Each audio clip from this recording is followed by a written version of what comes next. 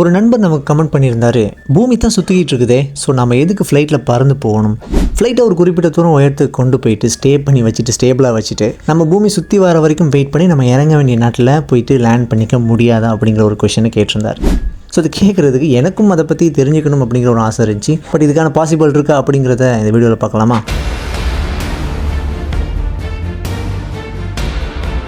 உண்மையை சொல்ல போனால் இந்த ஒரு கேள்வியே ஒரு வித்தியாசமானது, சுவாரஸ்யமானது. உண்மையை சொல்ல போனால் பூமியினுடைய வானம், அதாவது வளிமண்டலம் இருக்குது இல்லையா, அது ஏற்கனவே காற்றால் நிரம்பி இருக்குதுங்க. அது ஒரு கோலம் போல் சுழலாது. அதாவது நம்ம பூமி சுற்றுதே அந்த மாதிரி சுற்றாது. முக்கியமாக சொல்லணும்னா நம்மளுடைய பூமி அதனுடைய சுற்றுப்பாதையை அமைச்சிக்கிட்டு அதுக்கு ஏற்ற மாதிரி சுற்றிக்கிட்டே இருக்குது. அந்த மாதிரி இந்த ஒரு வளிமண்டலம் வேலை செய்யுமான்னு கேட்டிங்கன்னா அந்த ஒரு முறையில் வேலை செய்யாதுங்க. இதுக்கான காரணங்கள் என்ன அப்படின்னு கேட்டிங்கன்னா புவியீர்ப்பு விசையும் வளிமண்டல வரம்புகள் அப்படிங்கிற ஒரு முக்கியமான விஷயம் இருக்குது. எக்ஸாம்பிளுக்கு இந்த ஒரு வீடியோ பாருங்கள்.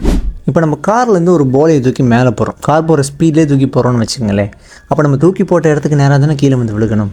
ஆனால் நம்ம போகிற ஸ்பீடுக்கு ஏற்ற மாதிரி அந்த பாலுமே நம்மளோட சேர்ந்து ட்ராவல் ஆகும் பாருங்கள். ஸோ இது ஒரு நல்ல எக்ஸாம்பிள் இல்லையா? ஸோ எந்த அளவுக்கு எர்த் ஸ்பீடாக சுற்றோ அந்த அளவுக்கு அதனுடைய வளிமண்டலமும் நெருக்கப்பட்டிருக்கும். ஸோ அதுக்கு ஏற்ற மாதிரி தான் நம்மளால் ட்ராவல் பண்ண முடியுமே தவிர, லைக் இப்போ நம்ம சூப்பர் மேனை பறந்து போகிறாரு, ஒரு இடத்துல ஸ்டேப்பில் போய் நிற்கிறாருன்னு வைங்களே, நின்ன இடத்துல ஒரு 10 நிமிஷம் 20 நிமிஷம் நின்றுட்டு அப்படியே கீழே வந்து தரையில் இறங்கி பார்த்தாருன்னா அவர் எங்கே இருந்து போனாரோ அதே இடத்துல தான் வந்து லேண்ட் ஆகிருப்பாரே தவிர, பிகாஸ் அந்த ஒரு மூவ்மெண்ட் நம்மக்கிட்டையுமே இருக்கும். எக்ஸாம்பிளுக்கு இப்போ நம்ம பஸ்ஸில் ட்ராவல் பண்ணிட்டு இருக்கும் பொழுது பஸ் எவ்வளோ ஸ்பீடாக போகுதுங்கிறத நம்ம எங்கேயாவது போய் சடனாக பிரேக் அடித்தா மட்டும் தான் நம்மளால் ஃபீல் பண்ண முடியும். ஸோ அதே மாதிரி தான் இந்த உலகம் சுற்றிட்டு இருக்க இந்த ஒரு ஸ்பீடை நம்மளால் புரிஞ்சிக்க முடியாமல், அதாவது உணர முடியாமல் இருக்குது இல்லையா? அதுக்கான காரணம் நம்மளும் அதோடு சேர்ந்து ரொட்டேட் ஆகிட்டு இருக்கிறோம். நம்மளால் அந்த ஃபீலை வந்து என்னைக்காவது சடனாக சுற்றுறது நின்று போனால் மட்டும்தான் நம்மளால் அதை ஃபீல் பண்ண முடியும். ஸோ ஒரு வேளை அப்படி சடனாக நின்றுச்சுன்னா என்ன ஆகுங்கிறத இந்த வீடியோவில் கொடுத்துருக்கிறேன், மறக்காமல் செக் பண்ணி பாருங்கள். நம்மளோட வளிமண்டலத்தை எடுத்துக்கிட்டிங்கன்னா பூமியினுடைய ஈர்ப்பு விசையால் அது நெருக்கப்பட்டிருக்குதுன்னு சொல்கிறாங்க. பட் இது புவியினுடைய, அதாவது ஒரு செயற்கைக்கோள் சுற்றுற மாதிரி சுற்றுமான்னு கேட்டிங்கன்னா சுற்றாதுங்க. அப்படி ஒரு வேளை இந்த வளிமண்டலமும் சேர்த்து சுற்றணும் சுழலணும் அப்படின்னு நம்ம நினச்சோம்னா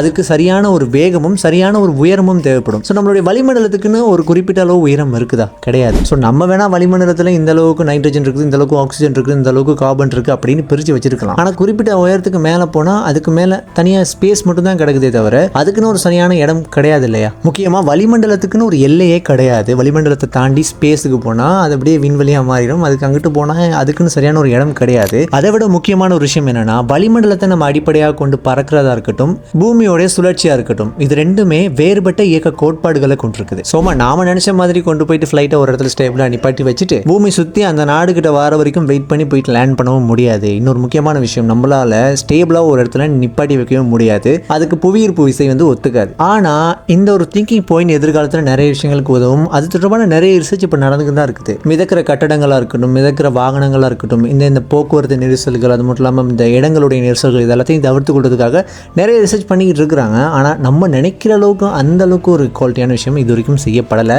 நிறைய பேர் கேள்விப்பட்டிருப்பீங்க, floating architecture, free floating vehicle sharing system அப்படிங்கிற நிறைய விஷயங்கள், ஃப்ளோட்டிங் இன்ஸ்ட்ருமெண்ட் பிளாட்ஃபார்ம், இந்த மாதிரியான நிறைய விஷயங்கள் இப்போதைக்கு ஆய்வுல இருக்குது. சில நாடுகளை செய்துக்கிட்டும் வராங்க.